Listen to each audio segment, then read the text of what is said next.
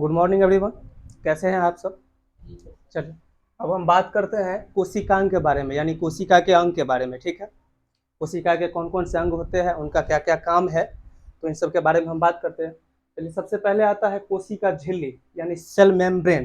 तो कोशिका झिल्ली कहते किसको है?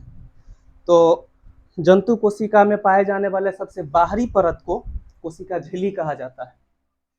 ठीक है, अब चलिए, पादप और जंतु, ये पादप क्या होते हैं और ये जंतु क्या होते हैं? पादप हो गए जो हिल डुल सकते हैं, चल फिर नहीं सकते, जैसे कि मान लीजिए पेड़ पौधे हिल डुल सकते हैं, चल फिर नहीं सकते, वो पादप हो गए। और जंतु होते हैं जैसे हम हो गए, जानवर हो गए, मनुष्य हो गए, जो चल सकता है, वो हो गया जंतु। ठीक है, हाँ, जिसमें जान हो वो हो गया जंतु। ठीक, बात करते हैं। अच्छा, ये प्रोटीन का बना होता है। ठीक है, मान लीजिए ये झिल्ली है। ठीक है, ये प्रोटीन का बना होता है। कोशिका के सभी अंग इसमें झिल्ली में ही रहते हैं, जितने भी अंग होते हैं सभी सी में। कोशिका छोटा नहीं होता है, बड़ा भी होता है। चलिए, झिल्ली में ही रहते हैं। अच्छा, एक बात बताइए, इसमें होता क्या है? मान लीजिए कोई सामान लिए, या 2 किलो आलू लिए, या 2 किलो प्याज लिए, तो एक झिल्ली में देता है। अगर 4 किलो ले लिए, या उसमें थोड़ा सा लहसुन प्याज हल्दी जो भी होता है भर दिए, तो भारी हो जाता है। तो भारी होता है तो क्या करता है? दोहरी झिल्ली, 2 झिल्ली लगा देता है, लगा देता है। चलिए, 2 झिल्ली जब लगा देता है तो उसका नाम कोशिका भित्ति जो है, कोशिका भित्ति। जैसे ये दोहरी झिल्ली हो गया, ये सब है। चलिए, ये दोहरी झिल्ली हो गई। चलिए, ठीक है, ये पाया जाता है पादप में। किसमें? पादप में ही पाया जाता है। कोशिका झिल्ली, कोशिका भित्ति का दूसरा नाम होता है दोहरी दोहरी झिल्ली, यानी सेल वॉल। ये ओनली प्लांट में एक ये कोशिका झिल्ली जो होता है, ये पादप और जंतु दोनों में पाया जाता है। और कोशिका भित्ति जो है, ये सिर्फ ओनली प्लांट में, यानी पेड़ पौधा में ही पाया जाता है। अच्छा, इसका जो छाल होता है, पेड़ पौधे की छाल, उसमें सेल्यूलोज होता है, ये सेल्यूलोज से बना हुआ होता है। ठीक है, और ये सेल्यूलोज सुरक्षा तथा आकार प्रदान करता है। तो समझ गए? ठीक है, समझ गए। चलिए, अब बात करते हैं यह तीसरा माइटोकॉन्ड्रिया का। ये एम से माइटोकॉन्ड्रिया को, और जी से गोल्जी बॉडी को, जो है गोल्जी बॉडी जो होता है, और बी से बैसिलस होता है। ये तीनों एक ही में होता है। ठीक है, ये माइटोकॉन्ड्रिया होता क्या है? तो माइटोकॉन्ड्रिया जो होता है, ये इनका हिंदी नाम सूत्रकणिका होता है, और इनका खोजकर्ता जो है अल्टीमेट है। हाँ, अल्टमैन है, इनका खोजकर्ता अल्टमैन है। बात रही है श्वसन का, तो लिख लीजिएगा श्वसन का क्या होता है।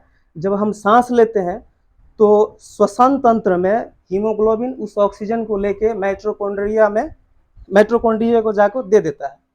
तो जो इस माइटोकॉन्ड्रिया को देता है, इसमें एक साइकिल चलता है, यानी रिसाइकिल, यानी यानी यानी रिकवर होता है, चेन। ठीक है, चेन रिस्टोर होता है। तो मान लीजिए इसका खोज जो है ये किए थे, क्या कहते हैं, क्रेप्स, यानी क्रेप्स चक्र। इसमें रिसाइकिल एक चक्र चलता है, जिसका खोज क्रेप्स किए थे। ठीक है, तो क्रेप्स, इनका क्रेप्स नाम ही हो गया, इनका वैज्ञानिक नाम, ये विद्वान है, वैज्ञानिक है, इनका क्रेप्स नाम है। ठीक है, और इनके फलस्वरूप, यानी क्रेप्स चक्र के फलस्वरूप एक एटीपी बनता है, जो 38 एटीपी यानी 38 एटीपी बराबर एक ग्लूकोज होता है। और ग्लूकोज क्या करता है? तो ऊर्जा प्रदान करते हैं किसको? माइटोकॉन्ड्रिया को पावर देता है। समझ गए यहाँ तक?